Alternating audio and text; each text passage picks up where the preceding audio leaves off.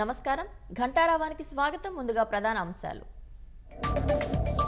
కృష్ణా జిల్లాలో ఘోర రోడ్డు ప్రమాదం, 2 లారీలు ఢీకొని 6 మృతి.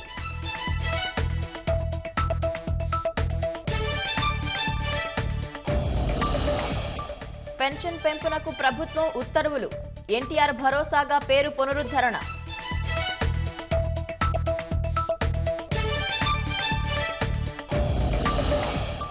మెగా డిఎస్సి హామీ అమలుపై అభ్యర్థుల్లో హర్షాతిరేకాలు, 16,347 పోస్టుల ప్రకటనతో నూతనోత్తేజం. పరదాల పాలనకు స్వస్తి పలికిన చంద్రబాబు, కాన్వాయ్ ఆపి మరీ ప్రజలకు అభివాదం.